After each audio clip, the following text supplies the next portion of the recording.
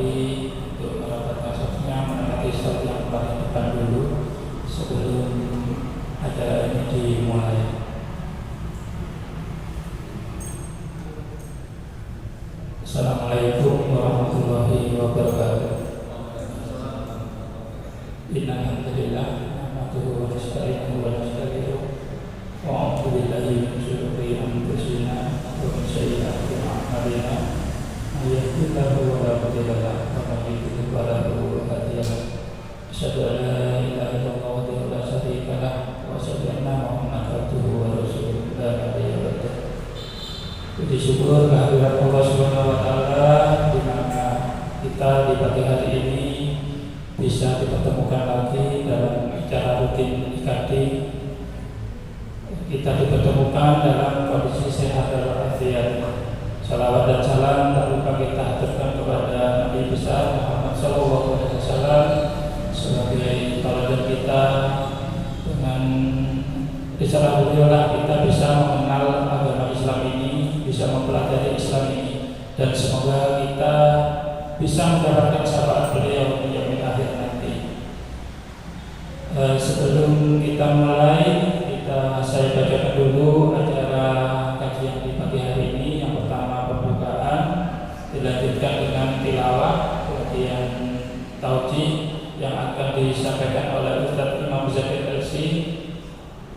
Selanjutnya yaitu mungkin nanti kalau ada waktu dilanjutkan dengan tanya jawab, kemudian doa, lalu dilakukan penutup.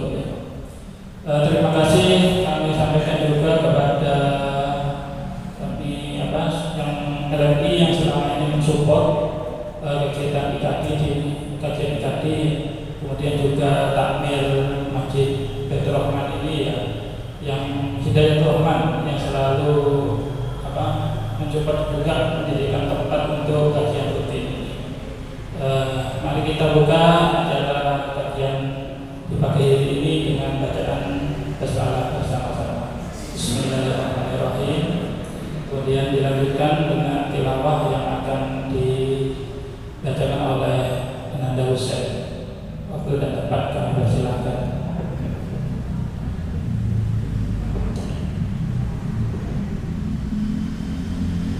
A'udzu billahi minasy syaithanir rajim.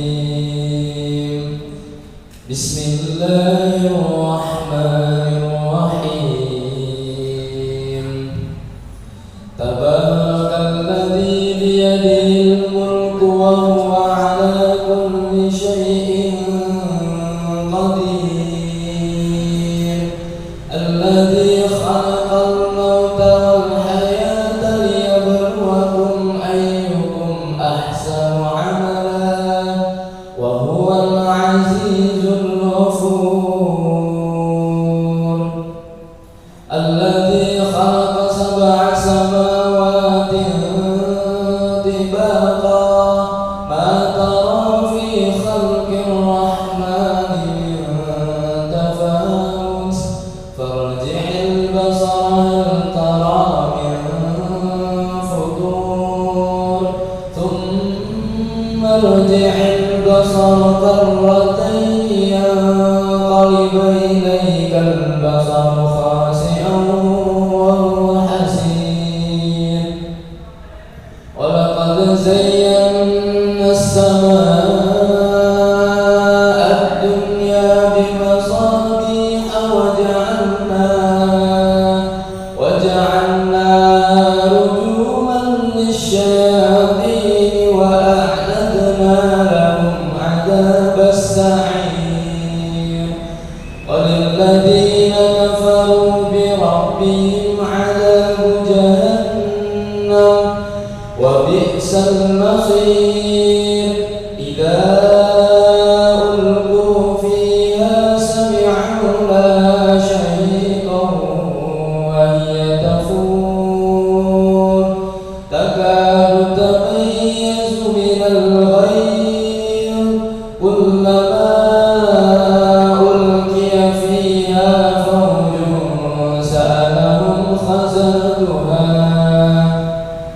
سَأَلَهُمْ خَزَنَتُهَا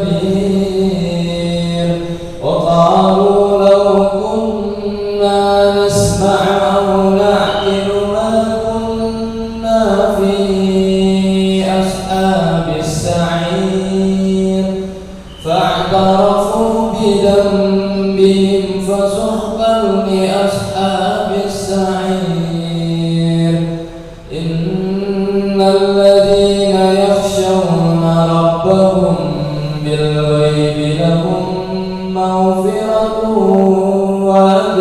وأجر كبير صدق الله العظيم.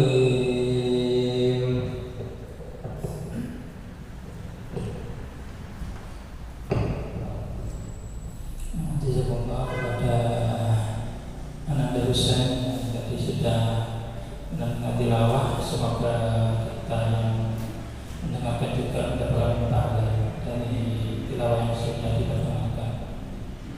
Selanjutnya yaitu tauqih yang akan disampaikan oleh Ustaz Imam dalam kitab Minhajul Muslim dengan tema adab suami istri.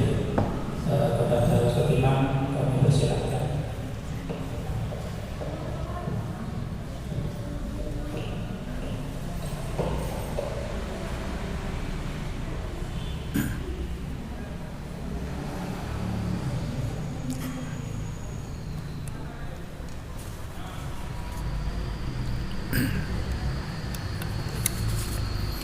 Bismillahirrahmanirrahim. Assalamualaikum warahmatullahi wabarakatuh.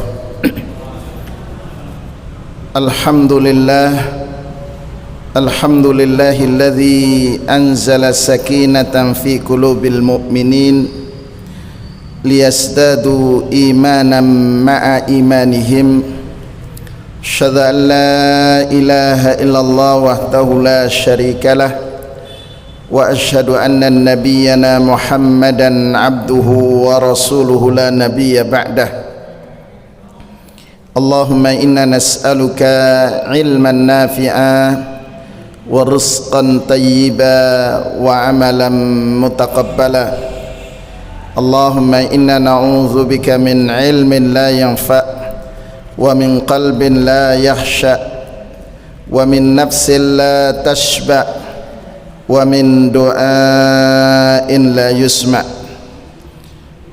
Bapak Ibu yang dirahmati oleh Allah, alhamdulillah kita di pagi yang cerah ini dipertemukan oleh Allah Subhanahu wa taala untuk sama-sama melanjutkan kajian kita terhadap kitab Minhajul Muslim yang disusun oleh Syekh Abu Bakar Jabil Jazairi rahimahullah.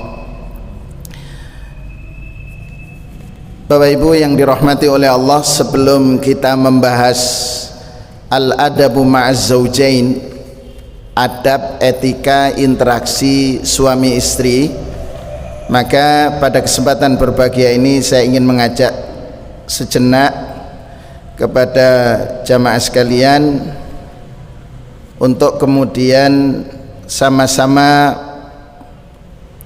mengambil sikap apa yang semestinya kita lakukan. Bapak Ibu sekalian, saya ingin mengajak kepada jenengan semua mencermati data-data berikut. Ini data yang disampaikan Ikatan Dokter Anak Indonesia pada bulan Juni 2022, bahwa jumlah ODA itu adalah orang yang hidup dengan HIV AIDS di Indonesia sampai bulan Juni 2022 itu sebanyak 526.841 orang. Ini yang terdata. Yang tidak terdata kalau menurut hitungan UNICEF itu 4 kali lipat.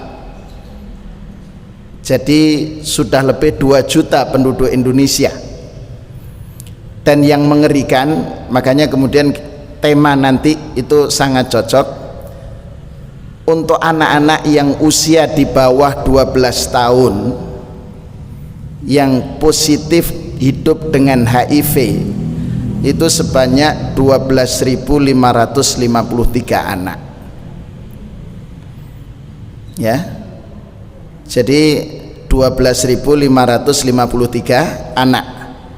Dan selebihnya ini mayoritas lebih dari 50% itu adalah mereka yang usia produktif.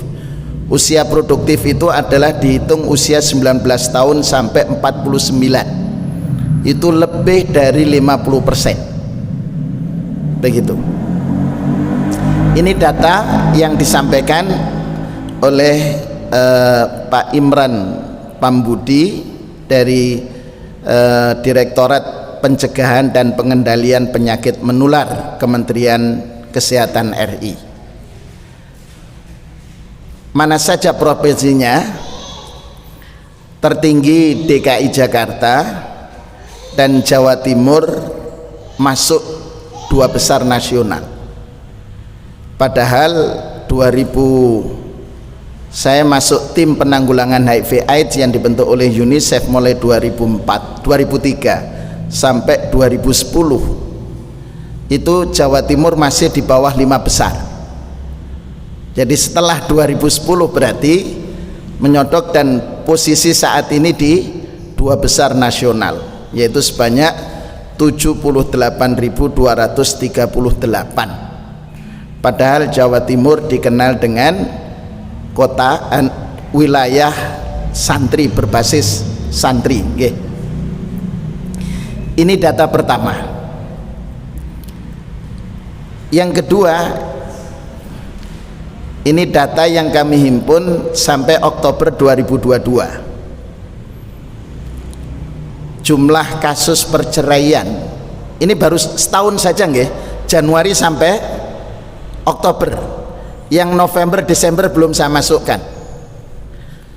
Jadi Januari sampai Oktober 2002 selama setahun jumlah kasus perceraian itu 87.988, dan dari 87.988 itu perceraian akibat gugatan istri sebanyak 62.388. Sisanya talak yang dilakukan oleh suami. Gugat cerai itu kalau dalam bahasa istilah syar'i itu khulu. Ya, khulu itu gugatan cerai yang dilakukan oleh istri kepada suami, yang kemudian sebagai syarat utamanya ketika khulu maka istri mengembalikan mahar yang diberikan oleh suami. Nah, timbul pertanyaan, kalau maharnya hanya mukena sama mushaf itu bagaimana gitu. Ini data keluarga. Dari jumlah perceraian itu Ibu sekalian, sebab utamanya apa? Urutan 1 itu adalah ketidakharmonisan suami istri. Adapun masalah ekonomi itu tidak masuk di 3 besar. Jadi di bawah 5 besar masalah ekonomi yang menjadi sebab perceraian. Kalau jenengan ingin tahu banyak, setiap hari Senin datang aja ke PA di dekatnya terminal itu nggih. Itu akan banyak itu. Setiap hari Senin, Rabu itu rata-rata kalau di Kabupaten Probolinggo itu lebih dari 115 kasus sehari. Ngeri Bapak. Kemudian berikutnya yang sempat rame, yang viral beberapa hari yang lalu kan kasus di Ponorogo nggih. Padahal Ponorogo tidak seberapa. Data Kementerian Agama Jawa Timur melalui Kabid Urais Binsar, sebagian besar ya, yang beliau sampaikan bahwa jumlah kasus permohonan dispensasi nikah untuk usia kurang dari 19 tahun pada tahun 2022 adalah sebanyak 15.881. Dengan banyak kasusnya permohonan itu dilakukan oleh pihak wanita sebanyak 12.457, kemudian pihak laki-laki hanya 3.424, dan sebagian besar itu dikarenakan sudah hamil di luar nikah terlebih dahulu, karena orang tuanya malu punya cucu tanpa mantu, sehingga kemudian mengajukan dispensasi. Dan rata-rata kasus itu usia SMP kelas 2 sampai SMA kelas 2, ngeten ya. Di kota Probolinggo tidak jauh beda sebenarnya, nggih. Cuman kasus di kota Probolinggo itu di bawah 1000 dalam setahun. Jadi ada, cuman kita kayaknya adem ayem saja, nggih. Terbesar itu di Kabupaten Lumajang, 2.223, kemudian Kabupaten Malang 1.859, urutan 3 Kabupaten Pasuruan, kemudian setelah itu di bawahnya Surabaya dan seterusnya. Jadi Probolinggo itu termasuk masih di bawah, karena di bawah kasus 1000. Yang sempat viral rame kemarin kan di Ponorogo, padahal kasusnya hanya 200-an itu di Ponorogo, 200 sekian. Yang terbesar di mana? Lumajang, Malang, dan Kabupaten Probolinggo. Kabupaten Probolinggo itu 1.500-an kasus dispensasi nikah yang dilakukan karena usia belum mencapai 19 tahun. Nah, ini berikutnya adalah data yang saya dapatkan dari Indonesia Drug Report, Pusat Penelitian Data dan Informasi Badan Narkotika Nasional, sekali lagi sampai bulan Juni. Jadi jumlah kasus narkotika itu 53.405 kasus, kemudian jenis sabu-sabu itu 22.950 kasus dengan 43.804 tersangka, jenis ganja 2.105 kasus dengan 3.690 tersangka. Sekali lagi Jawa Timur masuk urutan 2 besar nasional, yaitu sebanyak 5.931 kasus. Ini yang terdata oleh BNN. Yang tidak terdata jauh lebih banyak. Ya, ini sekilas saja jenengan. Ini sekelompok anak SD pamer rokok dan minum bir di kuburan. Beberapa waktu yang lalu di salah satu sekolah agama di kota Probolinggo ini, 18 siswanya menenggak miras di sekolah. Ya, kebetulan informasi itu masuk ke kantor Badan Amil Zakat Nasional. Ini di kota Probolinggo. Nah, ini belum lagi para guru ya, seneng joget gurunya itu, anak tawuran macam-macam.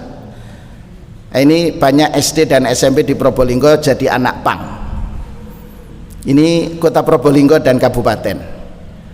Bapak Ibu, setelah melihat ini, setelah melihat data ini, monggo sekarang kita asah kegundahan kita.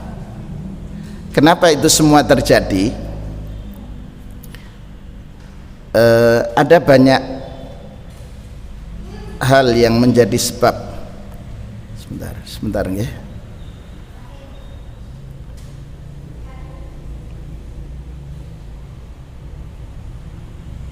Ya, ini bisa dibesarkan Mas. Coba ini, yang sebelah mana? Saya yang mana untuk memperbesar supaya ini tidak muncul. Next slide-nya. Dalam? Double berapa?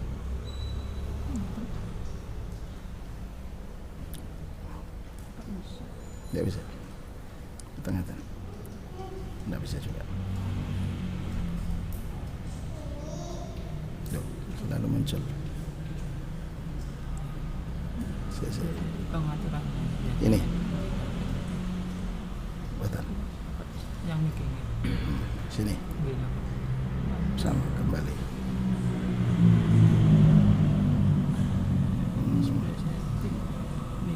Oh, sebentar. Ini ya. Waduh. Oke, sudah.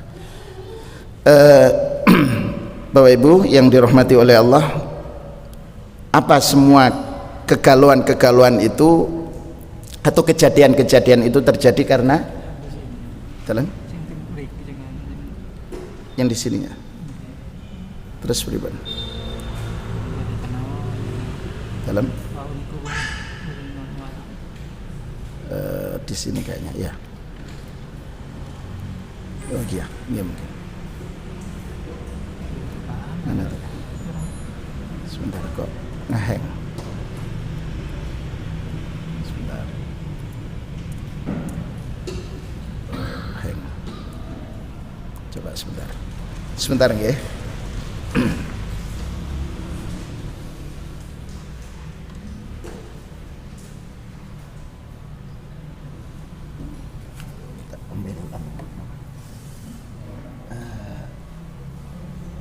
Sekedap.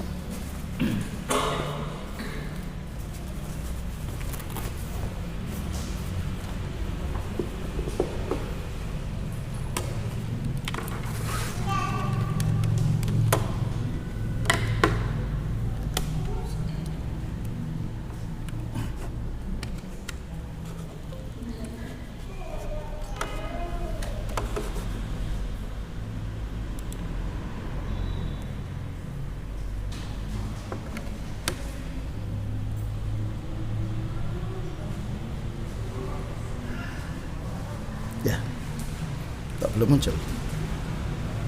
Ke sini. Tambah dulu.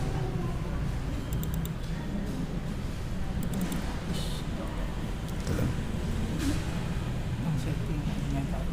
Malah di mana?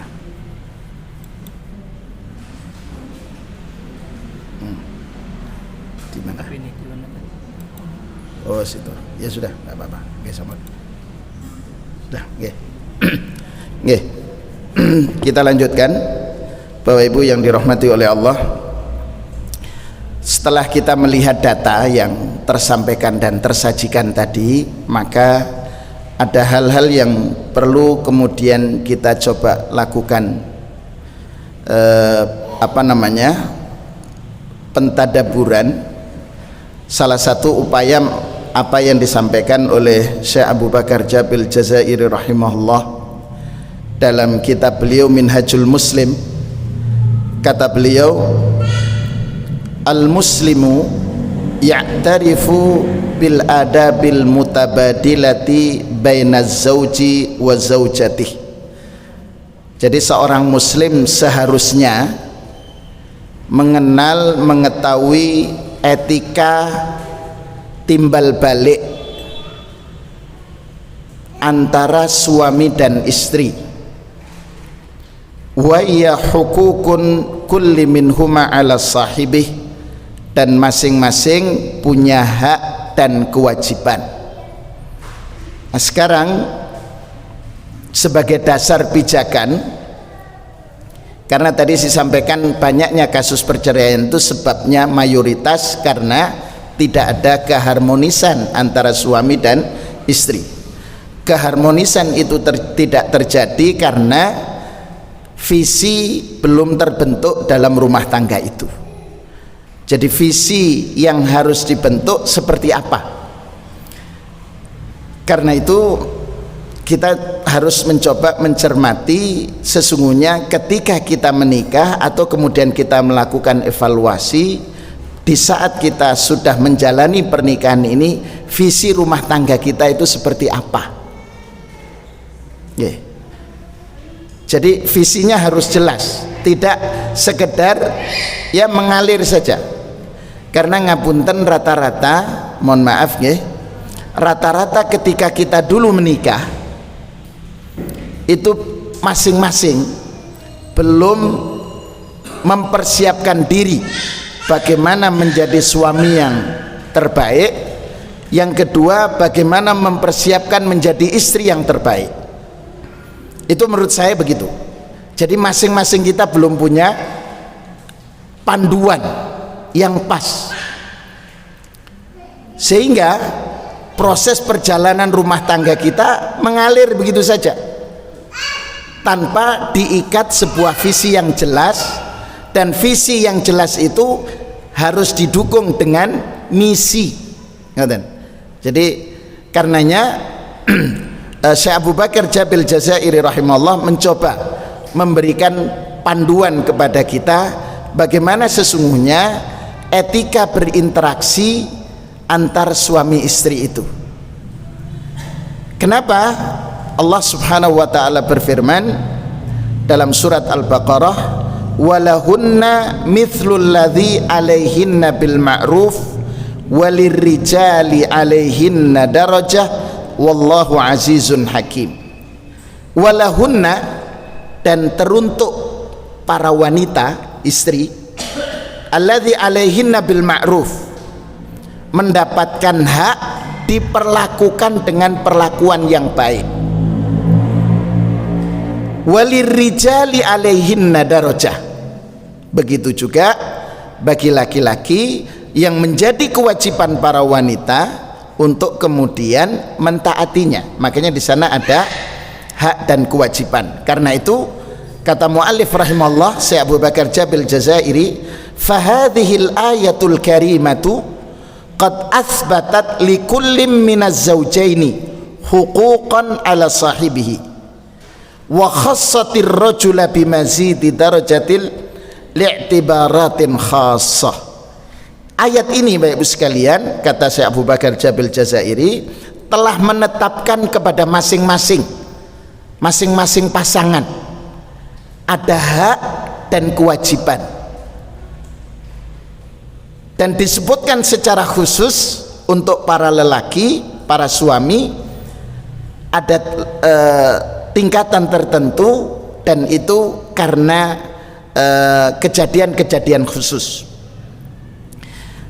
Sebagai bentuk perhatian Rasulullah sallallahu alaihi wasallam terkait dengan rumah tangga, Rasulullah itu menyampaikan pada saat khutbatul wada. Khutbatul wada itu kan disampaikan pada saat haji wada tahun ke-10 Hijriah di bulan Dzulhijjah, tepatnya tanggal 9 Arafah, di saat Rasulullah SAW sedang wukuf di dekat dengan areal Namiro, jadi perbatasan Mina dan Arafah. Karena Rasulullah masuk ke wilayah Arafah itu untuk wukuf setelah salat zuhur. Ini sebelumnya, sebelum pelaksanaan menjelang salat zuhur, Rasulullah menyampaikan khutbahnya. Di antara khutbah yang beliau sampaikan adalah, ala inna lakum ala nisaikum haqqa, ketahuilah untuk kalian para suami ada hak-hak yang kalian dapatkan, dan itu menjadi kewajiban para istri untuk menunaikan. Walinisaikum alaikum haqqa, dan untuk para istri kalian menjadi kewajiban kalian, istri berhak untuk mendapatkan pemenuhan terhadap hak-haknya. Jadi ada hak dan ada kewajiban. Apa saja? Ada 3 macam hak yang disampaikan oleh Syekh Abu Bakar Jabil Jazairi rahimahullah. Yang pertama ada al-huquq al-mushtarakah baina zawjain, ada hak atau hak suami dan istri, jadi kedua-duanya. Yang kedua huququz zauja ala zauj, haknya istri yang merupakan kewajiban suami, ini khusus. Kemudian yang ketiga huququz zauj ala zaujah, hak suami yang menjadi kewajiban istri. Sekarang kita coba huququl mushtarakah, hak yang melibatkan keduanya. Yang pertama al-amanah, ya, masing-masing suami punya amanah, istri juga punya amanah, dan masing-masing menunaikan amanah itu. Apa kata beliau? Yajibu ala kulli minaz zawjain ayyakuna aminan ma'a sahibih. Menjadi kewajiban dari masing-masing pasangan, suami dan istri, untuk amanah terhadap sahabatnya. Fala yakhunu fi qalilin wala katsir. Tidak boleh ada khianat. Ya. Makanya Ibu sekalian, ini contoh sederhana nggih. Ketika istri megang HP, handphone, suami punya handphone, masing-masing punya password dan tidak bisa dilihat oleh suami. Istri tidak bisa melihat, suami pun tidak bisa melihat. Ini berarti sudah ada masalah terkenaan dengan amanah masing-masing pasangan. Begitu. Kenapa? Karena berarti ada yang disembunyikan. Loh, kalau rumah tangga ini sudah tidak saling thiqah, tidak saling percaya, tidak saling amanah, berarti ada masalah. Termasuk bab keuangan. Ya, bab keuangan. Ya. Az-zawjani ashbash bi syarikain. Karena suami istri ini, kata beliau, adalah sekutu, syirkah, partner. Fala budda min tawaffuril amanah. Karena itu harus terpenuhi sikap amanah itu. Wanus, saling menasihati, wasidqi, kejujuran, wal ikhlas, dan keikhlasan di antara keduanya. Coba jenengan cermati surat Al-Qasas yang mengisahkan putri Nabi Syuaib dengan Nabiullah Musa alaihissalam. Nabiullah Musa alaihissalam kan menempuh perjalanan meninggalkan Mesir setelah terlibat proses memisah pertengkaran antara kubu Nabi Musa dan kubu Fir'aun. Kubu Nabi Musa itu meminta tolong dan kemudian dipisah karena ngengkel. Apa ngengkel bahasa Probolinggonya ya? Ngeyel. Kubunya Fir'aun ini ngeyel, dipukul sama Musa, dan itu diabadikan oleh Allah dalam surat Al-Qasas. Kata Allah, fawakazau Musa faqadha alaih. Dipukul oleh Nabi Musa dengan sekali pukulan langsung mati, Pak. Berarti Nabi Musa ini kan kuat, ya. Sekali pukul langsung mati, begitu. Akhirnya karena dikejar, beliau meninggalkan Mesir menuju dalam perjalanannya menuju Madian. Ketika menuju Madian, di areal padang rumput yang luas, mendapati sekelompok para pengembala kambing berebut untuk mendapatkan sumber mata air. Lah, di antara mereka yang berebut itu ada 2 orang gadis yang menjauh, tidak ikut rebutan. Berbeda dengan kita toh, ada pembagian laki perempuan campur rebutan, khawatir tidak dapat. Putri Nabi Syuaib ini menyendiri. Lah, itulah yang menarik perhatian Nabiullah Musa alaihissalam. Ketika kemudian mendapatkan perhatian Nabi Musa bertanya, ma khatbukuma? Apa yang terjadi pada kalian berdua? Kenapa kalian tidak berebut mendapatkan air?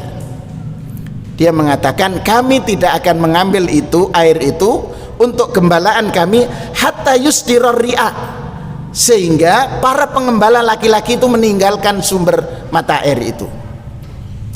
Inilah yang menarik perhatian Musa alaihissalam. Wanita ini menjaga kehormatan dirinya. Akhirnya ketika seluruh penggembala laki-laki ini meninggalkan tempat itu, ternyata mereka tutup sumurnya. Dan menurut Imam Ibnu Katsir rahimahullah, tutupnya sumur itu tidak bisa diangkat oleh kecuali 4 orang laki-laki. Nabi Musa sendirian, Pak. Oleh Nabi Musa digeser pelan-pelan dan kemudian terbuka. Diambil air itu dipersembahkan untuk binatang ternak milik dari 2 orang gadis yang menjadi penggembala tadi, wanita karir, tapi karirnya sebagai pengembala kambing. Setelah itu selesai.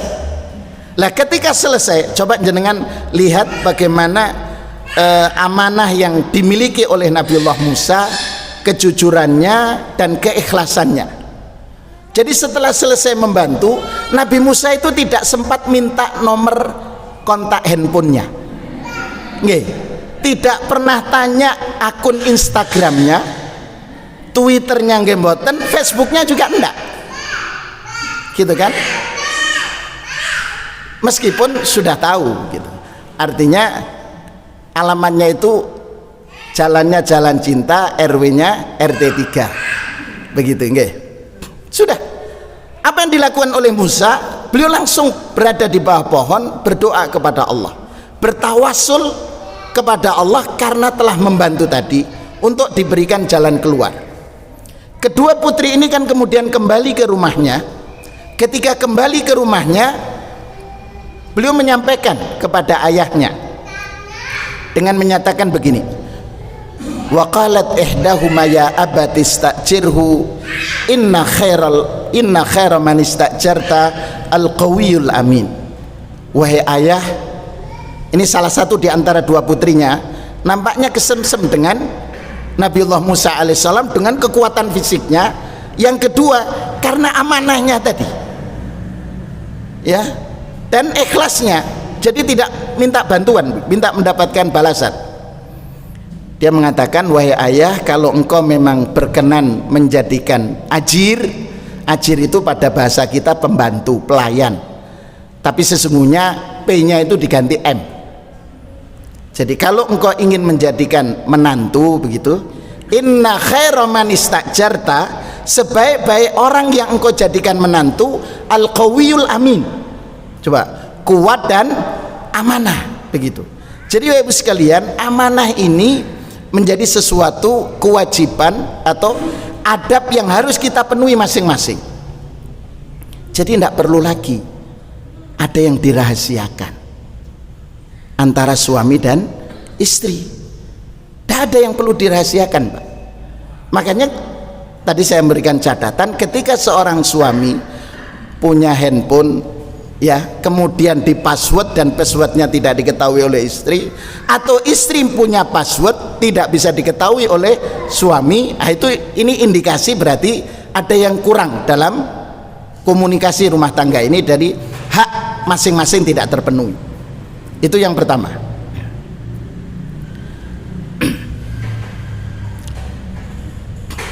Yang kedua, hak masing-masing adalah al-mawaddatu warahmah.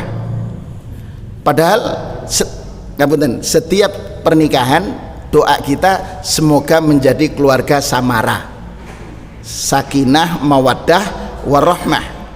Lah ini mawaddah warahmah itu menjadi nama satu orang murid santri putri saya yang baru saja menikah dengan alumni Madinah, hafal Quran, selesai dari kuliah Quran, namanya mawaddah warahmah. Ya. Sekarang tinggal di Kalimantan. Jadi Bapak Ibu sekalian, adab yang harus dimiliki antara suami istri adalah al-mawaddah warahmah. Apa maksudnya? Bihaitsu yahmilu kullu minhuma li sahibi akbar qadrin minal mawaddah al-khalisah warahmah asy-syamilah yatabadalanihima bainahuma tailatal hayah. Jadi kasih sayang itu harus dimiliki oleh masing-masing suami dan istri. Kasih sayang itu. Kenapa? Rasulullah menyatakan man la yarham la yurham. Kalau kita tidak mengasihi pasangan kita, maka jangan berharap pasangan kita akan memberikan kasih sayang sempurna kepada kita. Jadi harus pemberiannya semuanya 100%. Makanya saya sering menyampaikan kepada mereka-mereka yang belum nikah, baik itu ketika parenting pranikah gitu nggih, khususnya para mahasiswi dan mahasiswa, itu saya sampaikan, kalau ada komunikasi sebelum pernikahan, kalau dalam bahasa sekarang itu adalah bahasanya pacaran gitu ya, sampai kemudian mohon maaf putus di tengah jalan, kan banyak kasus pacaran 2 tahun 3 tahun akhirnya putus, kemudian dinikah. Saya berikan pertanyaan kepada anak-anak itu, kepada para peserta waktu itu, katanya cinta pertama itu tidak bisa dilupakan. Betul nggak? Ya, itunya mungkin begitu. Ya. Jadi cinta pertama itu sulit dilupakan sampai akhirnya kemudian dibuat ungkapan memang cinta tidak harus memiliki. Betul nggak? Nggih. Begitu, tidak harus dimiliki. Saya dengar itu ketika sedang naik angkot, Pak. Anak SMA gitu kan, duduk nangis. Kenapa? Akhirnya mereka cerita gitu kan. Saya pikir kehilangan gitu. Ternyata kehilangan uang atau apa gitu. Ternyata kehilangan harus putus dengan pacarnya. Sehingga dia mengatakan, dihibur oleh temannya, ya enggak apa-apalah, cinta memang tidak harus memiliki gitu. Lah, ketika putus kemudian nikah, kira-kira tingkat cintanya tinggal berapa persen? Nah, sedikit inilah yang diberikan kepada suaminya yang baru. Kan ngoten. Terus bagaimana dia akan mendapatkan kasih sayang utuh kalau dia memberikan yang sisa? Kan ngoten, Pak. Ya, jadi makanya kenapa di dalam Islam itu tidak ada proses itu. Selesai sudah, berakhir. Karenanya prosesnya adalah orang tua yang punya peran. Ayah dan ibu setelah mendidik anaknya kemudian mencarikan. Jadi yang berperan itu orang tuanya, bukan anaknya mencari. Apalagi iklan di koran. Dulu itu ada koran Surya, Pak. Itu setiap hari Ahad itu ada kolam kontak jodoh. Dicari pria sejati, usia gitu kan, penghasilan, punya pendapatan tetap. Wah, ini saya katakan ini keliru kalau mencari suami penghasilan tetap. Karena anaknya pertama penghasilannya tetap. Gitu. Berarti mestinya tetap berpenghasilan begitu. Yeah. Jadi itu yang keliru itu. Jadi visi sejak awal sudah keliru, Pak, mencari karakter. Ya. Kembali kepada tema kita bahwa mawaddah warahmah itu harus kita berikan utuh. Gitu. Mawaddah, cinta kasih sayang itu utuh. Kemudian selanjutnya hukukul mustarakah baina zauj wa zaujah adalah athiqah al-mutabadilah. Saling mempercayai, saling thiqah. Begitu. Ya, jadi suami thiqah kepada istri, istri pun thiqah kepada suami. Termasuk dalam hal mengatur manajemen keuangan. Perencanaan. Mohon maaf Bapak Ibu sekalian, kenapa tadi di awal kita mengatakan kita rata-rata sebelum menikah itu tidak punya persiapan yang cukup, tidak punya bekal yang cukup dari sisi keilmuan, termasuk dari sisi perencanaan keuangan. Itu rata-rata. Padahal kalau coba kita cermati dalam surat Yusuf, kita baca surat Yusuf itu rata-rata mayoritas masyarakat Muslim di Indonesia baca surat Yusuf itu pada saat istrinya sedang hamil. Kenapa? Karena supaya anaknya yang laki-laki ganteng seperti Nabi Yusuf. Padahal ruwet nanti kalau gantengnya seperti Nabi Yusuf, digoda terus oleh banyak wanita gitu, begitu.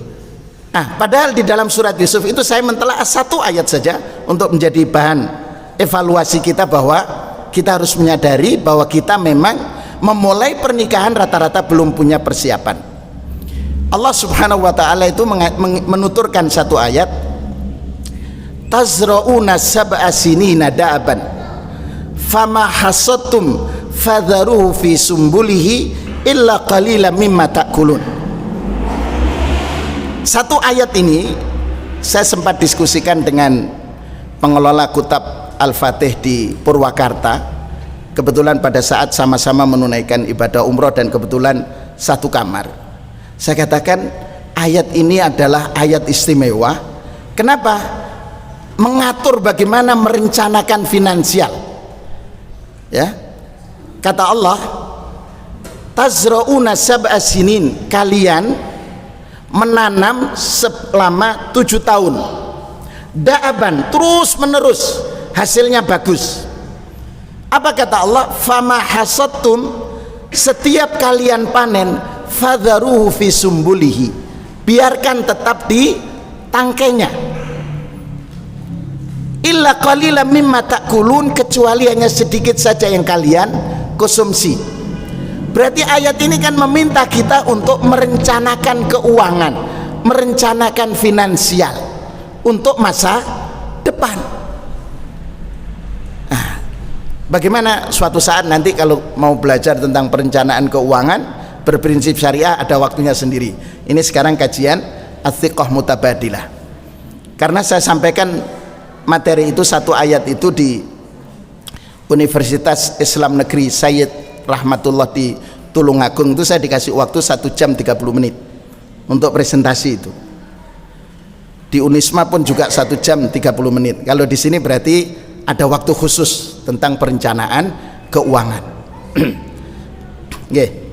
Kembali bahwa kita dituntut untuk Ats-Thiqah Mutabadilah, warabithah az-zaujiyah, kata Syekh Abu Bakar Jabil Jazairi, ikatan suami istri la tazidu, tidak akan terus, tidak akan bertambah, illa tawthiqan wa tauqidan, kecuali karena diikat dengan ikatan iman, maka ikatan itu akan semakin kokoh, ya, semakin kokoh. Karenanya masing-masing suami istri itu memiliki tanggung jawab yang luar biasa. Kata beliau, kaifa yaghishul mar'u nafsahu wa yakhda'uha, bagaimana mungkin seorang kemudian melakukan tipu daya terhadap dirinya dan terhadap keluarganya. Jadi yang ketiga adalah Ats-Thiqah Al-Mutabadilah. Yang keempat,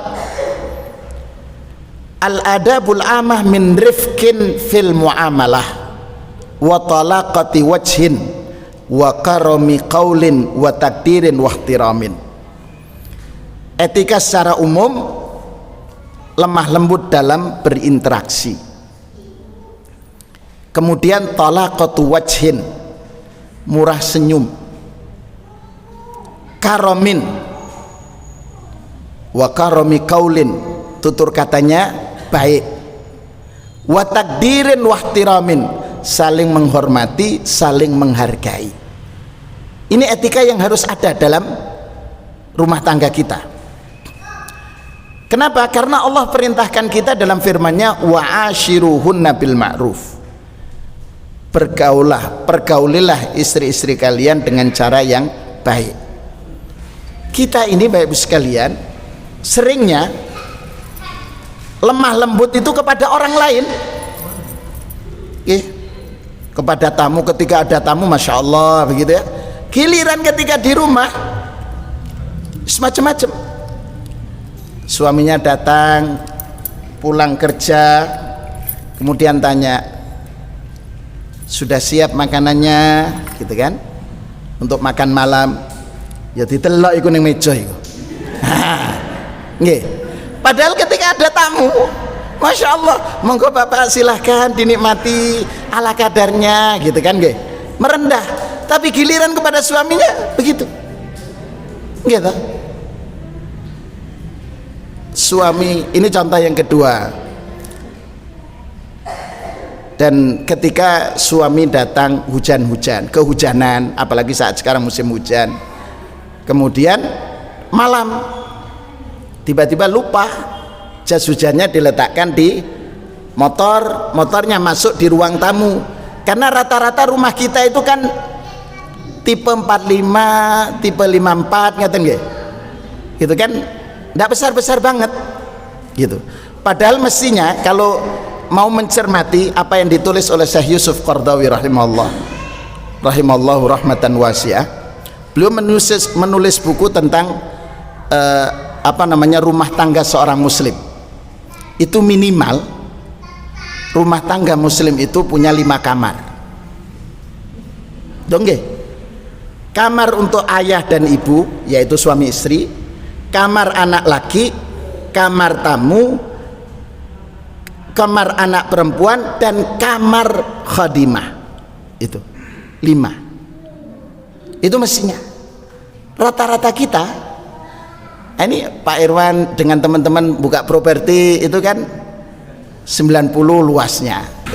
Berapa kali berapa Pak? Yang di Masrib itu? 8 kali 12 berarti kan 96. Nggih. Malah sekarang kemudian ada tipe 27, tipe 21, rumah RSSS, rumah sangat sederhana, sempit sekali dan susah bernafas. Nggih toh, kecil. Gitu kan? Kenapa demikian Bapak Ibu sekalian? Karena visi kita itu tidak jelas dalam rumah tangga itu. Ngapunten. Visi kita tidak jelas. Mestinya harus besar. Gitu kan? Harus punya visi besar. Dan itu harus mimpi dan dibangun oleh mimpi. Coba jenengan cermati pesan dari Umar bin Khattab. Umar bin Khattab ketika berdialog dengan para sahabat, apa kata beliau? Silahkan kalian bermimpi. Jadi segala sesuatu dimulai dengan mimpi. Mimpilah kalian begitu. Para sahabat akhirnya bermimpi. Kami bermimpi rumah kami penuh dengan emas. Begitu. Berarti ini kan mimpinya orang yang sedang krisis finansial. Terus ditanya oleh Umar, kenapa anda pingin cita-citanya rumahnya penuh dengan emas? Dijawab, dia jawab mengatakan, kami ingin semuanya kami infakkan di jalan Allah. Jadi orang yang sedang krisis finansial itu cita-citanya besar untuk infak, tapi setelah dapat biasanya lupa gitu. Yeah. Suruh mimpi lagi, sama. Kata Umar, enggak.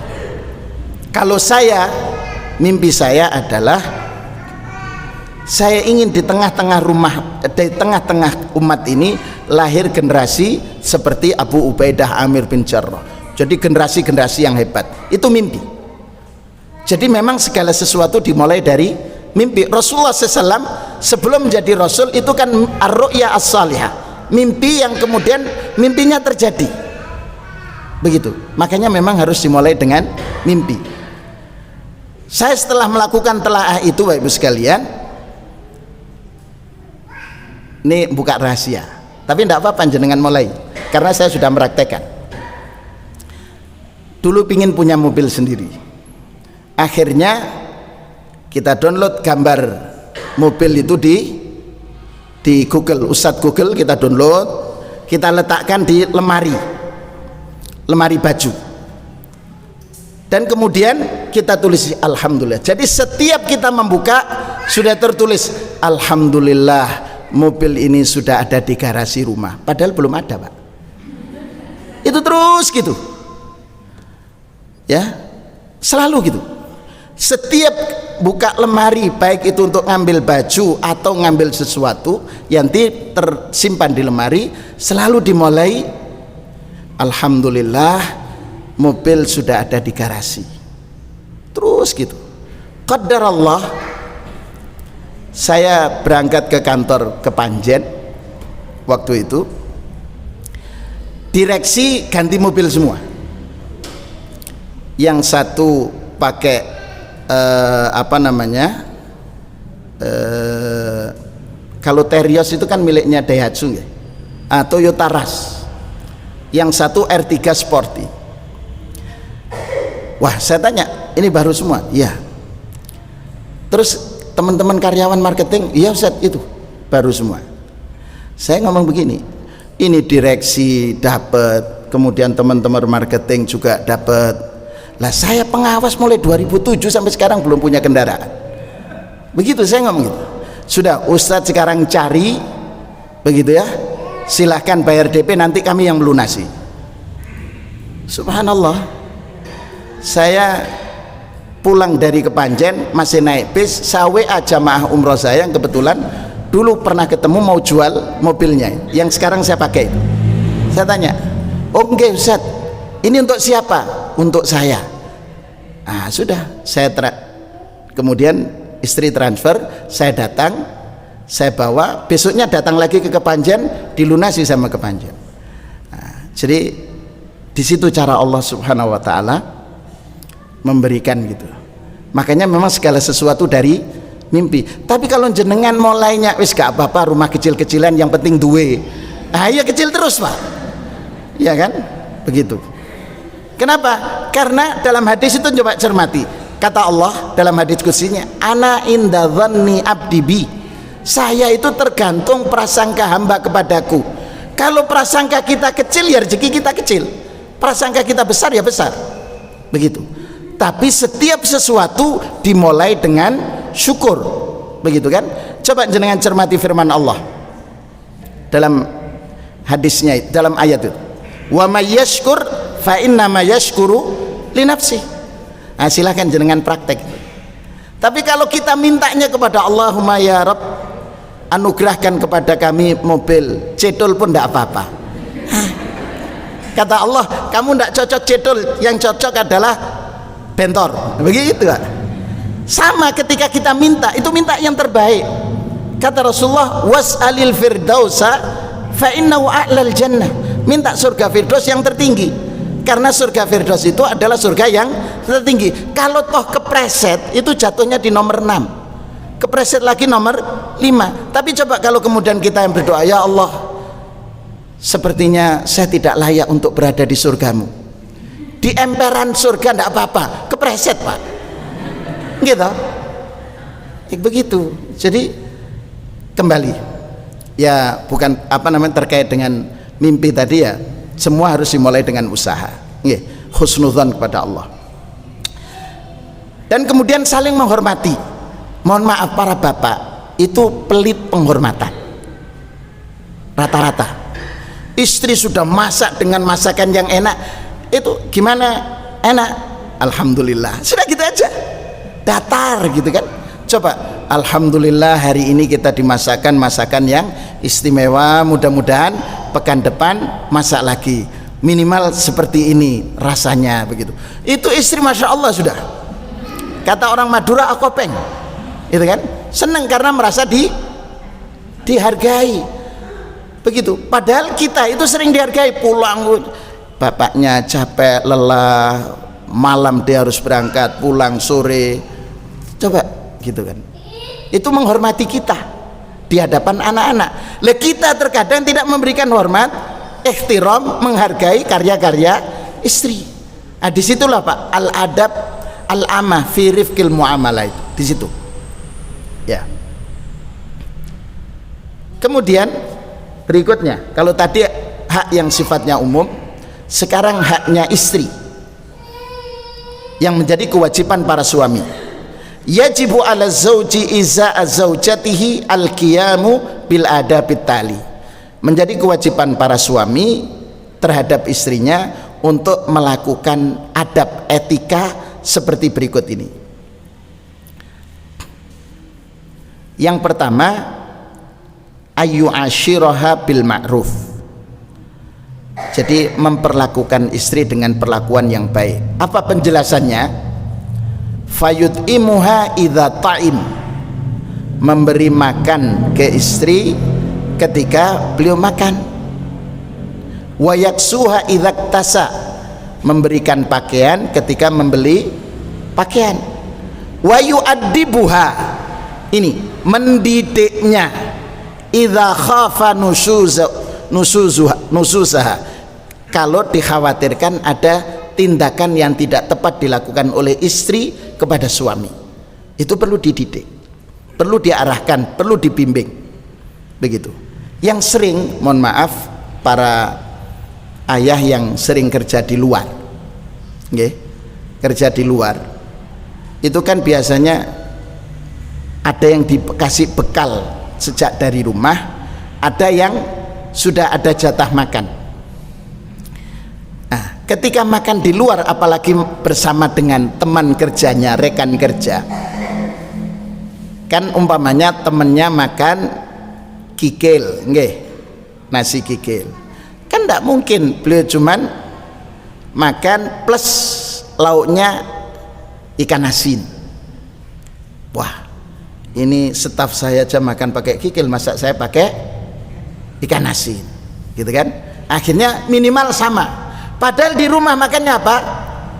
Kangkung sama tempe tok. Nah, ini kan berarti tidak sejajar.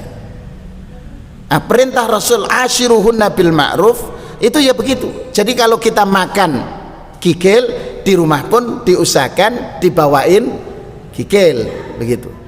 Jadi yang ini setara, begitu. Tetapi ketika kemudian begitu juga pakaian, tapi alhamdulillah kalau pakaian ibu-ibu lebih mahal dari bapak-bapak, gitu. Karena ibu-ibu ketika pakai jilbab lengkap, gitu, gaunnya saja dan jilbabnya harganya beda, kan nggak? Belum kaos kakinya, gitu, dan aksesoris yang lain.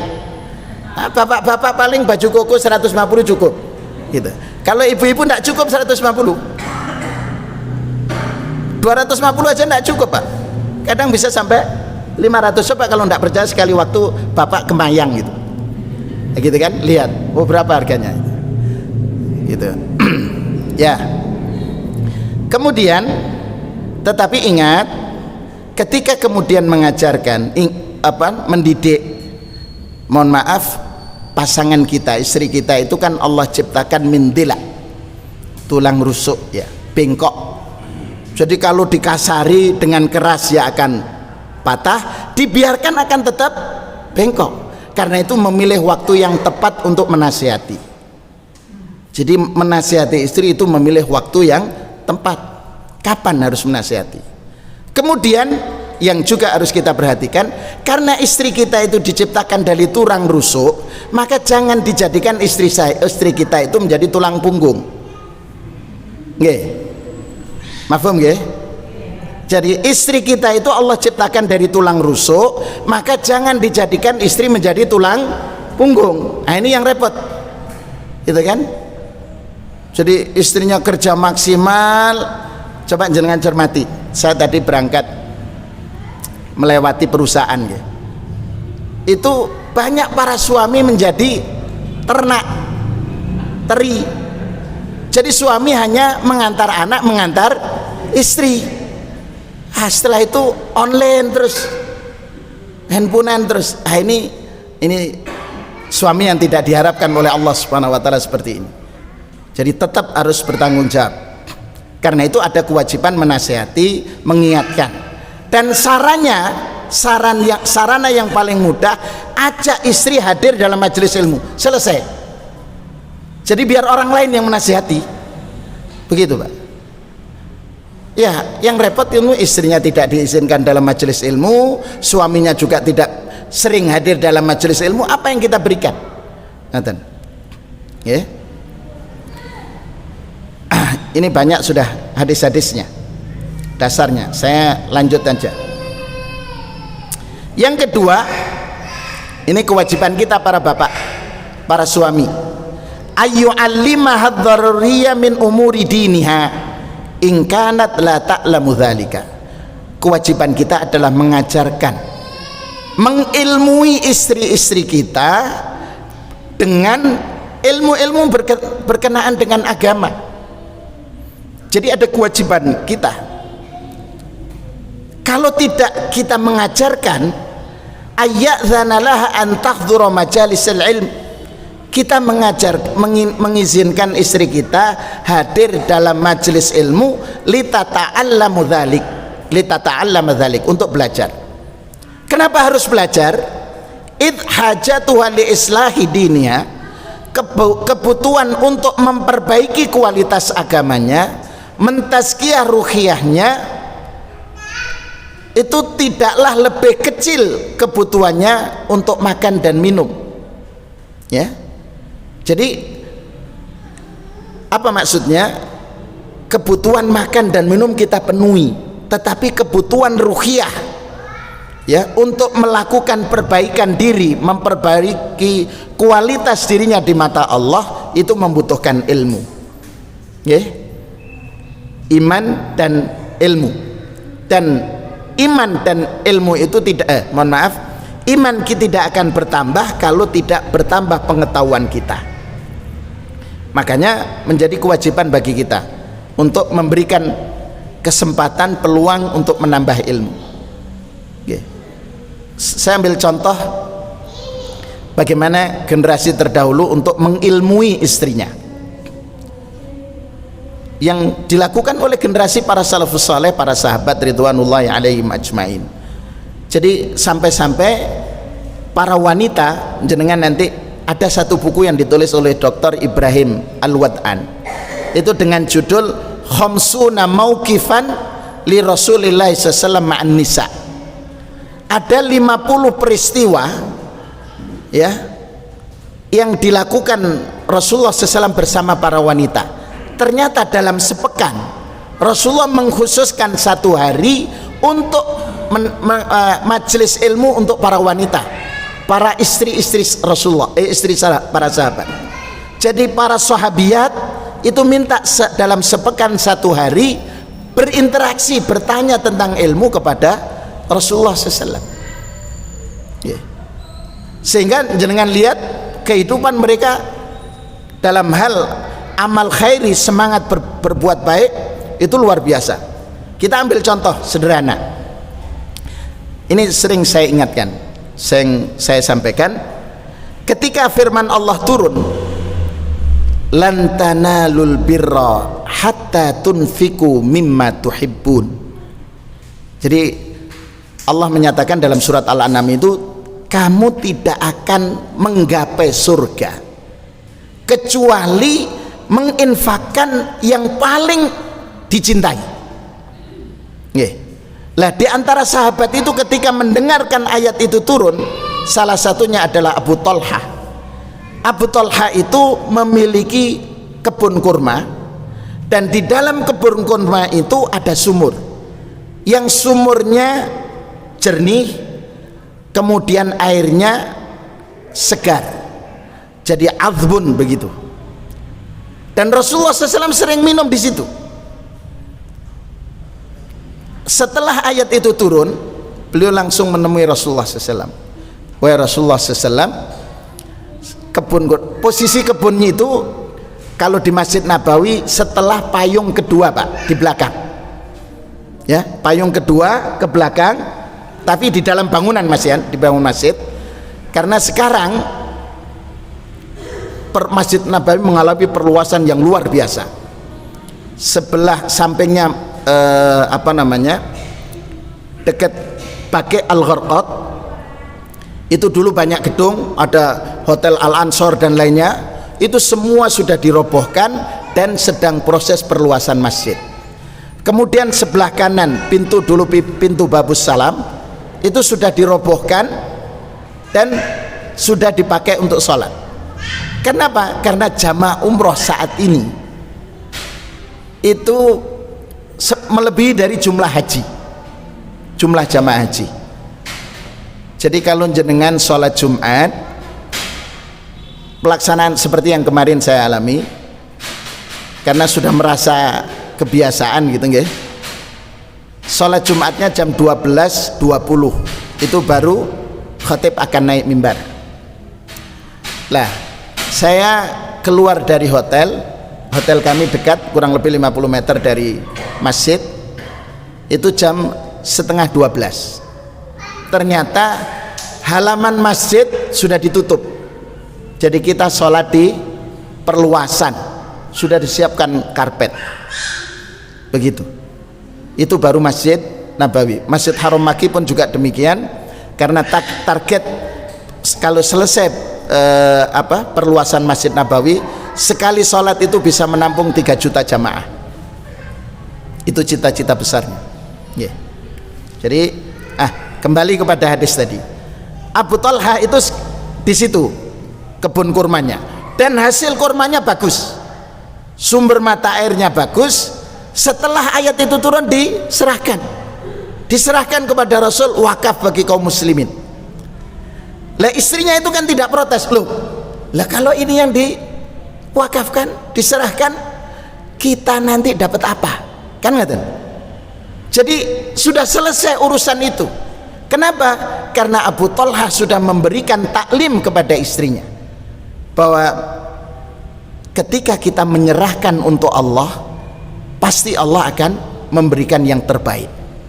Dan itu jenengan cermati Abdurrahman bin Auf. Abdurrahman bin Auf itu adalah pengusaha yang memulai usaha dari nol. Nah, kita kan ada yang sudah dari modal dari orang tua dan lainnya. Ini Abdurrahman bin Auf modal dari nol dan tidak ada modal. Jadi pertama kali ketika sampai di Madinah kan kemudian dipersaudarakan dengan Sa'ad bin Rabi. Sa'ad bin Rabi itu hartawan, istrinya 4. Dinyatakan, pilih, saya berikan hartaku separuh untukmu, separuh untuk saya dan istri saya. Nah, kemudian pilih 4 istri saya yang Anda tertarik, saya ceraikan. Setelah saya masa iddah silahkan dinikahi. Abdurrahman bin Auf itu pribadi sahabat yang tidak haji-haji mumpung, ya kan? Wah, ini kesempatan. Kalau kita kan menggunakan kesempitan dalam kesempatan, atau menggunakan kesempatan dalam kesempitan. Mumpung dikasih gawe gitu.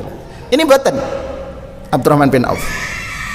Terima kasih, tunjukkan saya ke pasar. Dia ke pasar tanpa modal, Pak. Manol dulu, kerja jadi kuli. Setelah itu memulai usaha. Nah, ketika peristiwa perang Tabuk, ya, berapa wakafnya, infaknya itu? 40.000 dinar.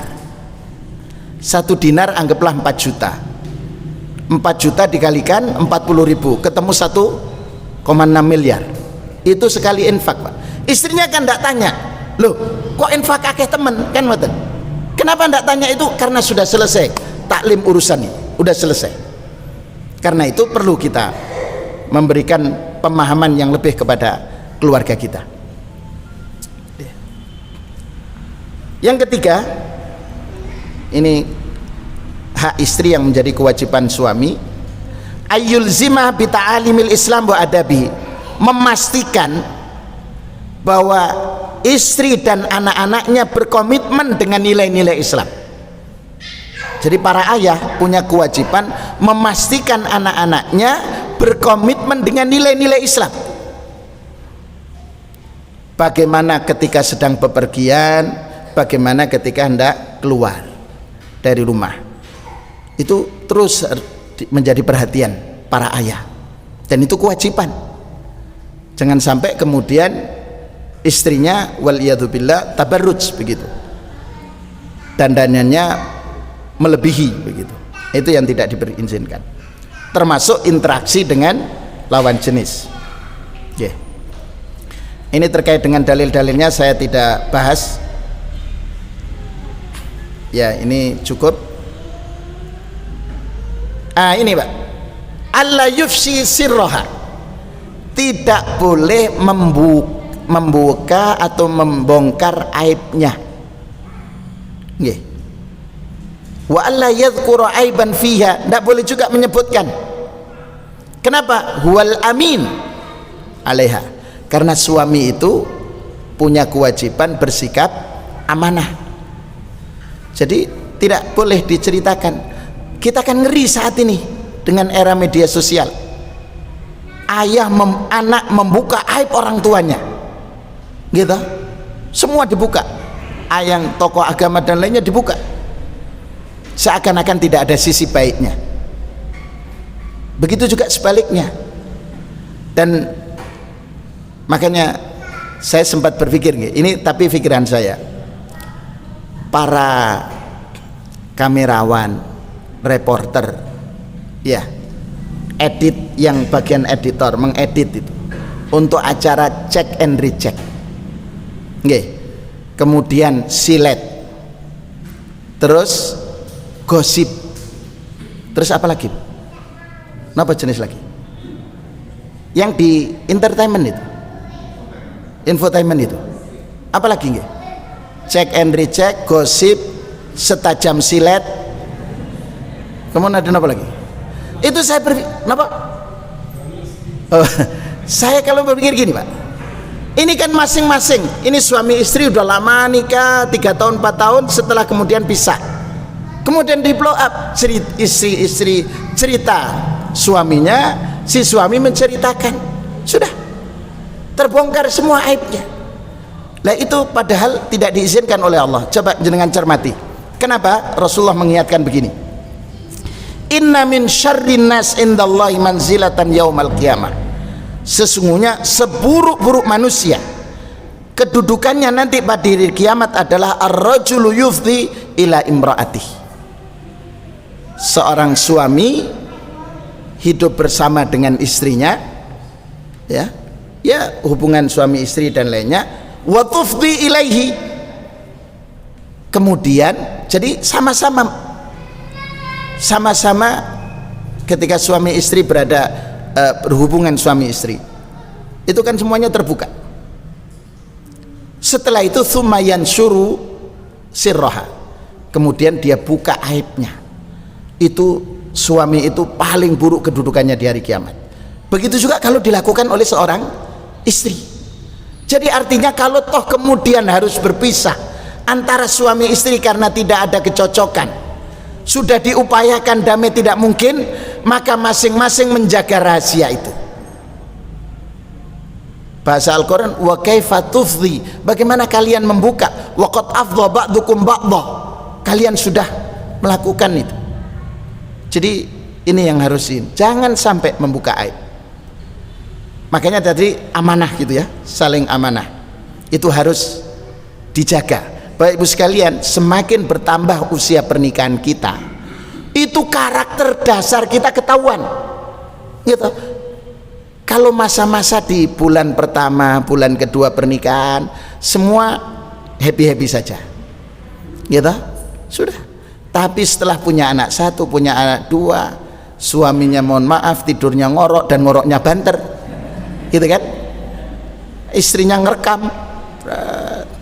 Kemudian setelah direkam, pagi-pagi kumpul dengan anak-anak, coba dengarkan ini bacaan murattal yang paling indah. Ternyata suaminya seperti Graji Mesin gitu kan. Ketika dalam kondisi itu akhirnya suami nunggu istri tidur, istrinya tidur direkam juga. Ini ada lagu yang merdu dibuka. Lah itu tidak bagus, tutup sudah. Masing-masing menutup aib. Dan kalau perlu saling mendoakan dan memohonkan ampun, itu kewajiban kita. Nah sekarang hak istri kepada, ini haknya suami yang menjadi kewajiban istri. Yang pertama, ta'atu fi ghairi maksiatillah, mentaati suami selama tidak ada unsur kemaksiatan kepada Allah Subhanahu wa taala. Sudah mentaati. Jadi ketaatan seorang seorang istri ini menjadi perintah Allah. Bahkan kata Allah dalam surat An-Nisa, fa in ata'nakum fala tabghu alaihinna sabila. Kalau istri itu sudah taat, jangan dicari-cari kesalahannya. Sudah, jangan dicari-cari. Begitu juga sebaliknya. Kalau sudah suami berupaya untuk memperbaiki diri, jangan diungkit. Tapi biasanya para wanita itu hafalannya detail dan ingat. Sekarang terjadi sesuatu, ini misal, tapi insya Allah di sini tidak ada, Pak. Ketika nikah dulu, awal-awal mau nikah, ditanya oleh calon suaminya yang sekarang menjadi suaminya, mau minta mahar apa? Karena rajin taklim, ikut kajian dan lainnya, memahami bahwa yang paling baik itu adalah mahar yang memudahkan. Sudah, karena itu si laki-laki kan melihat ya yang memudahkan ya mukena plus mushaf, sudah mudah, selesai. Setelah itu selesai, umpamanya 3 tahun berikutnya adiknya istri menikah, oleh suaminya dibelikan emas, cincin dan lainnya total 20 gram. Pulang ke rumah bersama, enak adik ya, dikasih 20 gram sama suaminya pengertian banget, kasih 20 gram, kasih ini. Sampean dulu cuman ngasih mukena dan peralatan sholat dan mushaf, begitu ya kan. Ingat kejadiannya, diingat. Setelah itu kemudian ada lagi, diingat lagi, melas hidupku. Kenapa? Adik nomor 3 nikah dikasih sama suaminya 15 gram emas ditambah mahar lagi sepeda motor. Lah aku cuma dikasih ya itu terus gitu. Jadi wanita ini daya ingatnya luar biasa. Makanya saya mengingatkan kepada para ibu, nggih, para istri, bahwa jenengan ketika naik kendaraan itu kan nggih, kaca yang besar itu kan kaca depan, kemudian spion itu kan kecil. Fungsi spion itu untuk apa? Melihat masa lalu.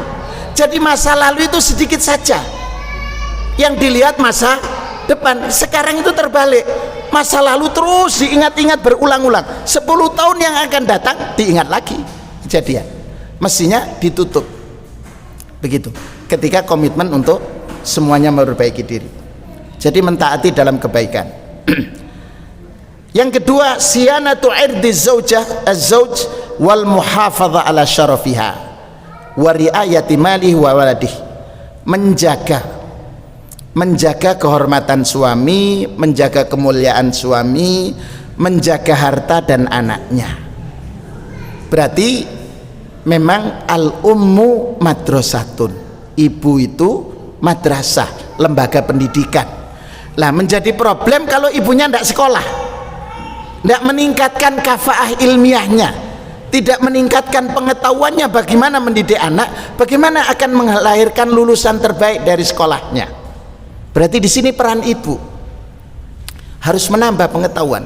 Terus terang ibu sekalian, saya hari Ahad kemarin itu diundang ke Madura, dan ketika di Madura saya kemudian ketemu dengan salah satu kakak kelas saya di pesantren.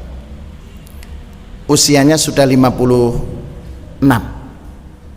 Tapi yang menarik dari beliau mengatakan, Imam, alhamdulillah di usia saya 56 saya dianugerahi oleh Allah sudah selesai menerjemahkan 60 kitab, gitu kan. Yang kedua, kalau ini kecil Imam, yang kedua adalah saya sudah selesai membaca kitab Musnad Imam Ahmad. Musnad Imam Ahmad itu Bapak Ibu sekalian, cetakan Mujamma' Malik Fahd di Madinah, itu 40 jilid. Satu jilidnya tebalnya 600 halaman. Itu selesai mulai halaman pertama sampai halaman terakhir, 40 jilid. Saya tanya, Ustaz, antum terus baca? Iya, saya dalam sehari menyiapkan waktu 2 jam untuk membaca itu. Untuk apa? Supaya anak-anak saya lebih berkualitas di mata Allah. Melihat ayahnya terus menambah ilmu di usianya yang sudah tidak muda, anak saya akan termotivasi untuk terus membaca. Begitu. Dan itu yang menjadi bekal untuk mendidik anak dan mengajarkan istrinya.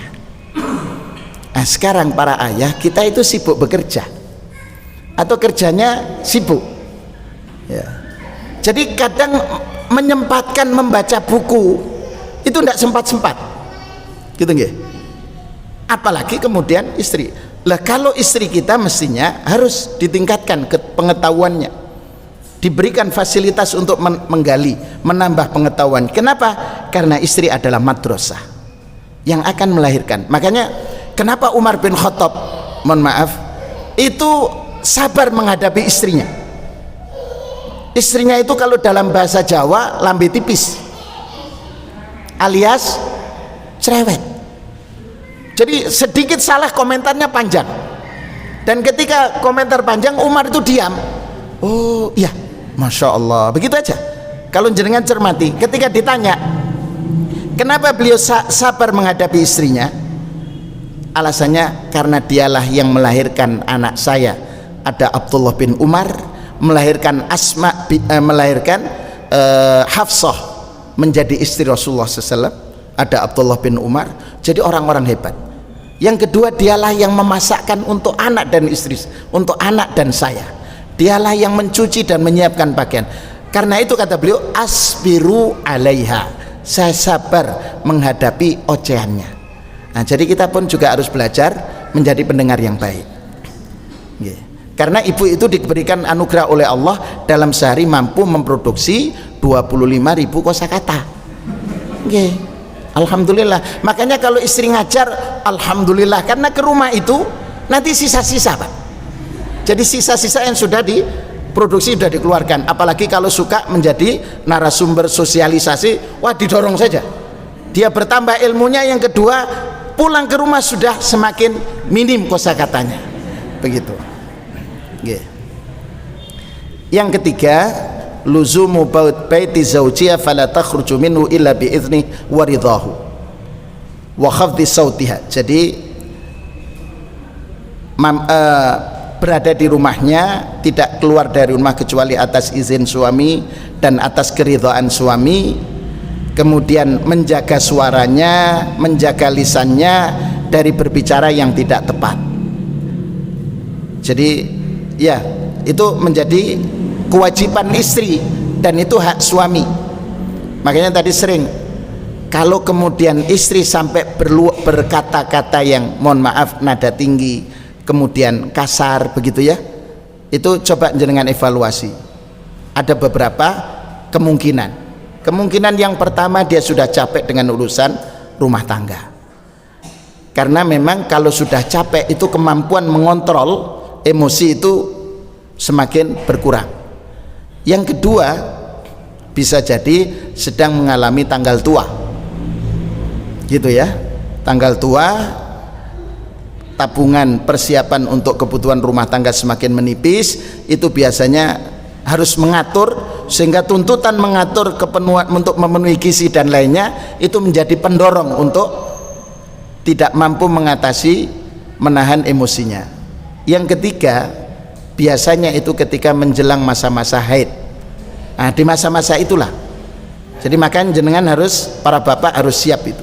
Nah, supaya tidak capek, diberikan ya mungkin dihadirkan pelayan pembantu di rumahnya untuk meringankan tugasnya sehingga mampu menjaga lisan.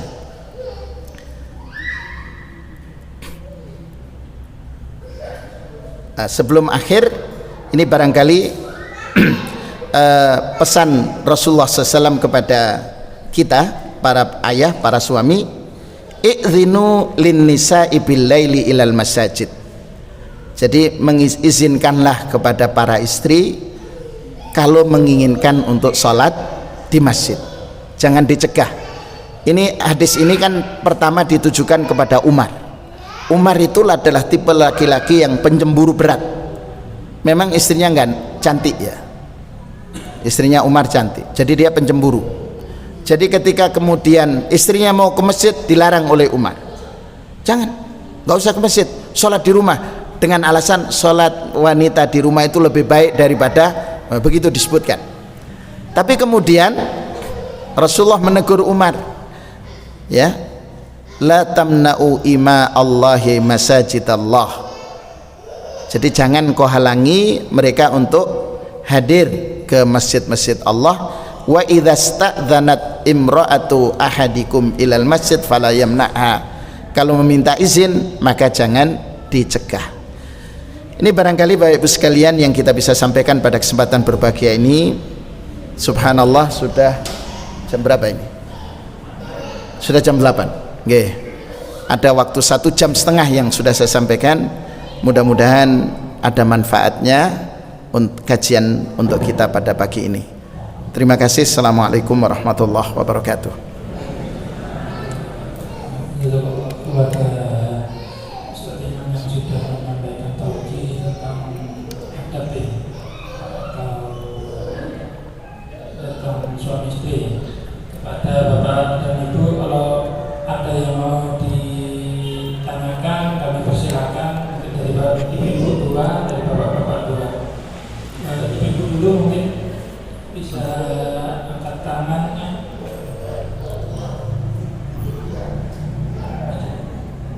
Monggo. Tidak ada ya? Belum ada.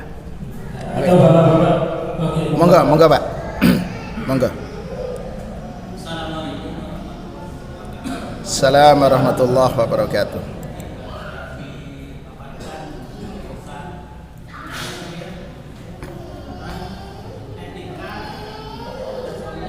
Nggih.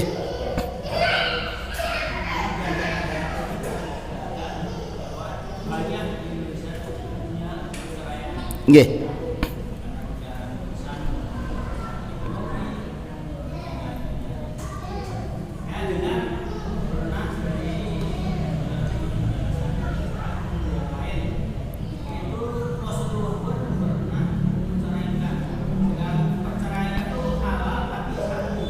Nggih. Ya. Nggih. Nggih. Ya. Nggih.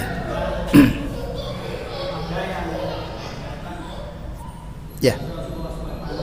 Nggih. Nggih. Assalamualaikum warahmatullahi wabarakatuh. Nggih, terima kasih Bapak. Rasulullah teladan kita itu istimewa. Memang dalam perjalanan sejarah beliau ada di antara istri beliau yang harus dicerai. Itu salah. Jadi sebabnya begini.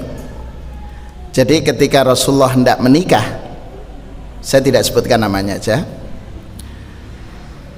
istri-istri Rasulullah SAW ini cemburu sebenarnya dengan calon yang akan dinikahi oleh Rasulullah SAW, sehingga kemudian kedua istri Rasulullah SAW ini menyampaikan kepada wanita tadi, karena salah satunya Rasulullah itu kan suka minum madu. Orang ini kan baru, kemudian ketika sudah diakadkan, jadi dia mengatakan wanita ini, a'udzubillahi minka, aku berlindung kepada Allah dari engkau wahai Nabiullah Muhammad. Sejak saat itu kemudian wanita ini diceraikan. Kenapa? Lah mestinya Rasulullah ini teladan, kok malah justru a'udzubillahi minka, aku berlindung kepada Allah dari engkau. Jadi kan memposisikan Rasulullah seperti setan, begitulah, sehingga kemudian Rasulullah cerai.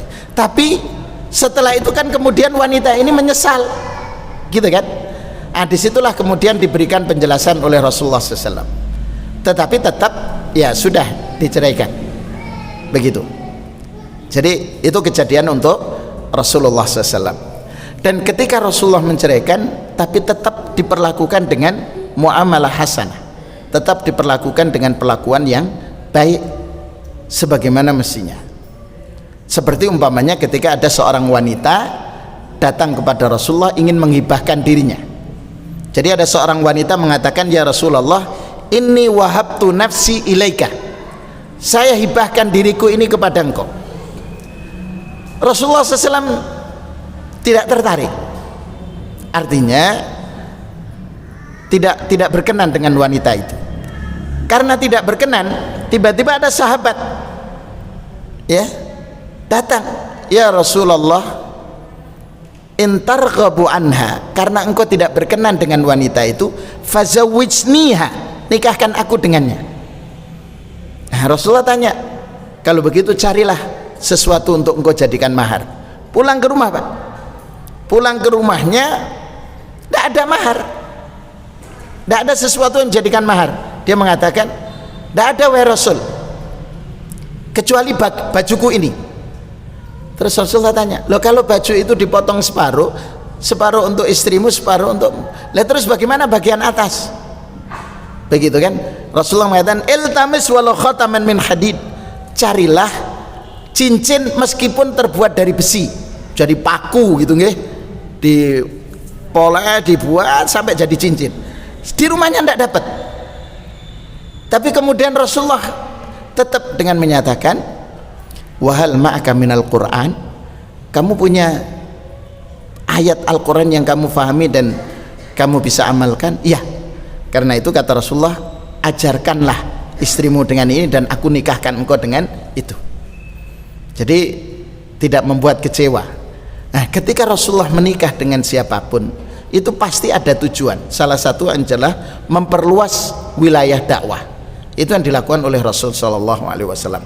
Tapi itu tidak menjadi alasan bagi saya kemudian untuk buka cabang di sana sini, begitu kan? Tidak ada, begitu kan? Karena ada syarat berat Pak. Bahasa Al-Quran itu kan, wa in khiftum alla ta'dilu fawahidah. Kalau kamu tidak mampu adil, cukup satu. Berarti saya berharap, keyakinan saya bahwa orang yang sudah nikah lebih dari satu, berarti dia mampu bertanggung jawab untuk mengantarkan mereka ke surga, kan begitu. Nah, saya mampunya satu.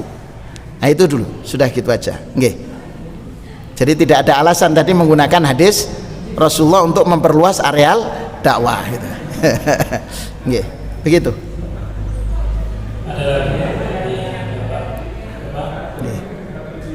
Oh, monggo Ibu, monggo Ibu. Ada Ibu satu.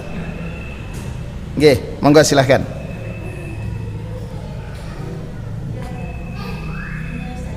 Nggih.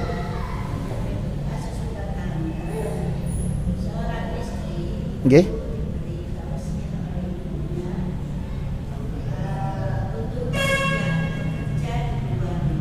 Nggih.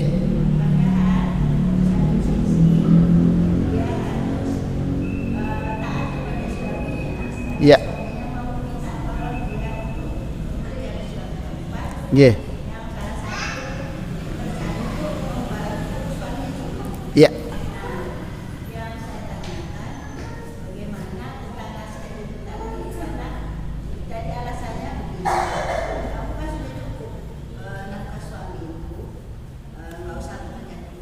Iya. Iya. Iya. Nggih. Pertama Ibu yang perlu diingat, yang kita tanamkan bahwa yang berkewajiban mencari nafkah itu adalah suami. Suami itu berkewajiban memberi nafkah dengan yang cukup. Nggih. Makanya saya sedikit mengingatkan kepada para bapak.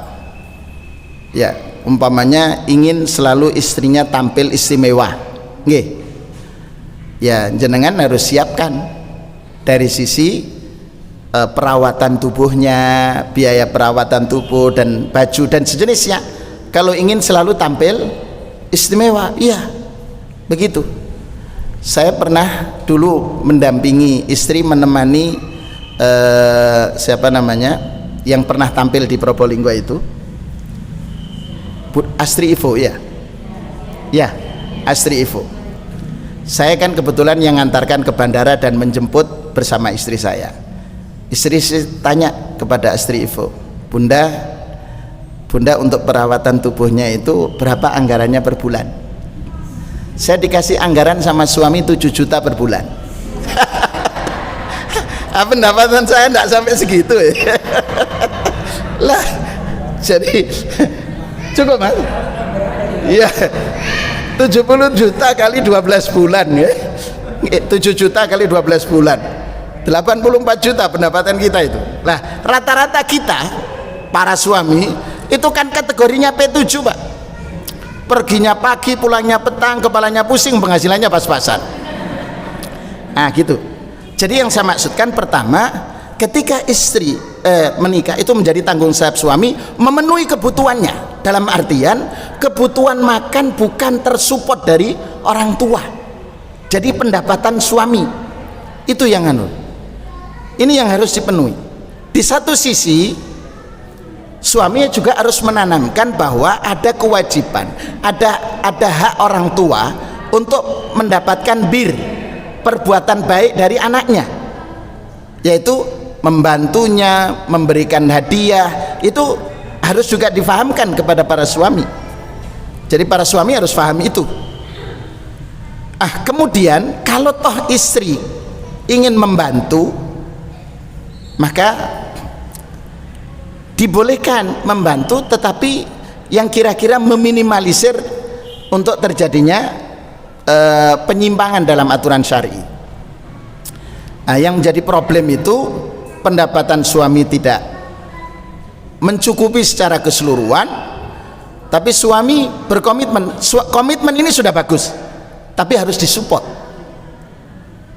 Karena itu Ibu sekalian, saya mengambil kenapa kita dalam memulai usaha itu tidak selalu hasilnya ya gitu-gitu aja, gitu kan ya? Karena menurut saya ada satu kesalahan kita dalam niat usaha. Begitu. Satu, niat usaha itu adalah kita beribadah melalui unit usaha yang kita kelola. Niatnya adalah ibadah. Itu yang harus kita tanamkan. Yang kedua, ketika kita harus merekrut karyawan, maka niatnya itu adalah untuk membantu ekonomi karyawan. Begitu. Bukan untuk kita, tetapi membantu memberikan ladang pekerjaan, lahan pekerjaan untuk karyawan, supaya hidup keluarganya sejahtera. Dan itulah yang saya cermati dari orang-orang yang sukses ketika mereka usaha. Jadi semangatnya di situ. Nah, selama ini kita semangatnya adalah untuk keuntungan kita, pendapatan kita. Tapi ini ada satu teman kita, itu usahanya Pak sederhana, cilok. Nggih. Cilok. Ciloknya itu 500 rupiah harganya. Gitu kan? Kemudian dia kenapa dia harus memikir? Karena mereka selama ini bekerja bersama, kemudian terjadi pandemi, sulit. Akhirnya kemudian mereka diajak rapat, saya tidak akan memecat kalian, merumahkan kalian, ayo kita sekarang bersama-sama memulailah usaha cilok. Yang dijual apa? Halal, higienis, syar'i penyembelihannya, prosesnya syar'i, itu jaminannya.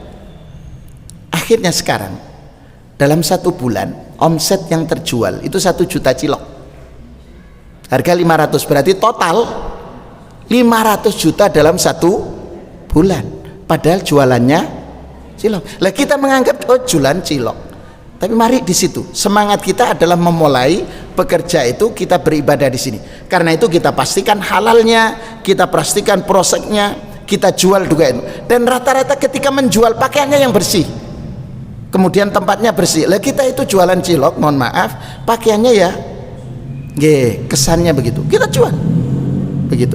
Nah, kembali kepada ibu tadi, jadi harus didudukkan. Jadi ada kewajiban memenuhi kebutuhan gizi anak gitu. Sekarang itu kan banyak kasus stunting itu yang terjadi Pak. Di antaranya karena air bersih tidak tercukupi dengan air yang dikonsumsi tidak betul-betul bersih. Kemudian yang kedua, gizi tidak terpenuhi. Kan gizi itu tidak mahal, tidak harus mahal, tapi harus terpenuhi unsurnya, ada protein, ada kebutuhan yang lain, sayur, mayur dan lainnya.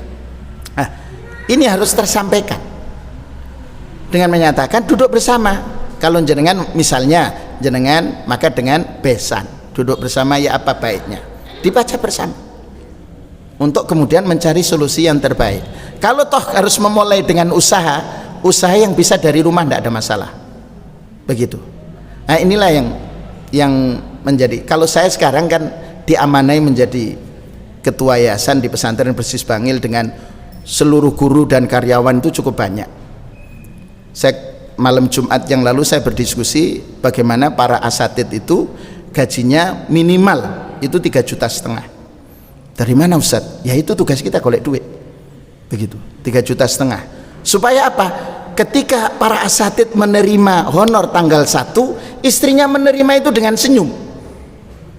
Lah coba bayangkan 1 bulan anak 3 gajinya 1.750.000. Anak 3 Pak, berarti kan 5 orang satu rumah tangga itu, belum listrik, belum PDAM, belum pulsa gitu.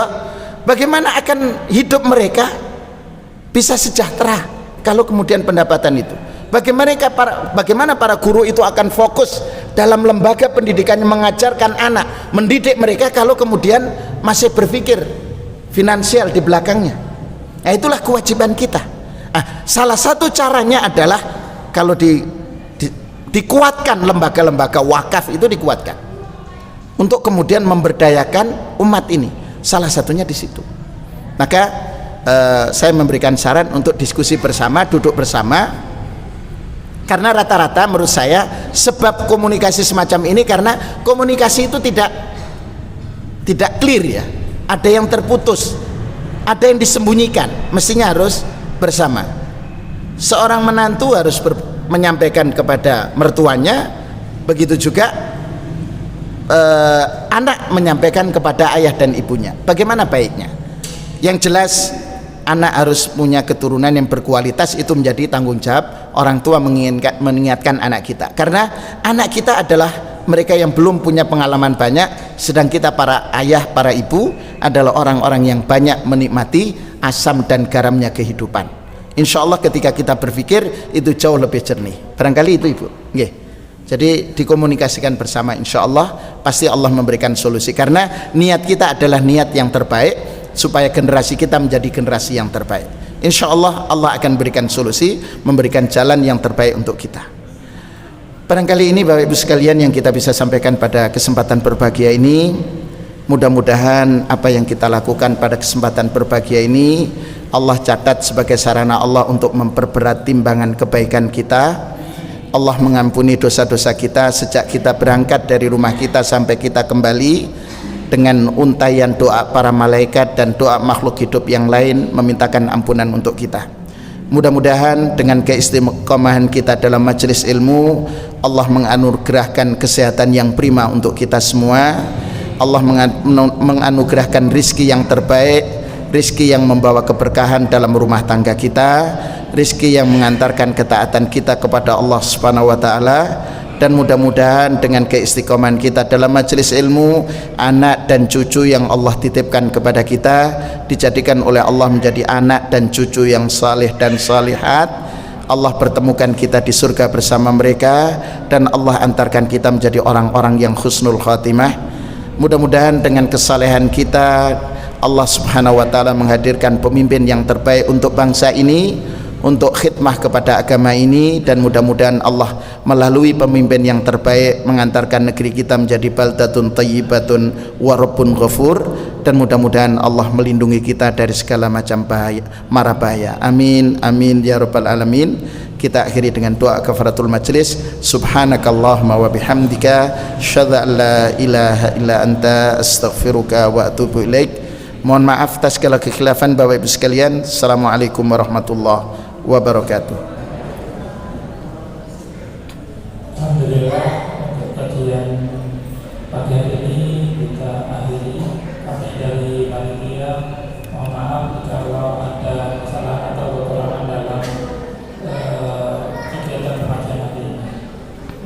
Untuk itu, wassalamualaikum warahmatullahi wabarakatuh. Assalamualaikum warahmatullahi wabarakatuh.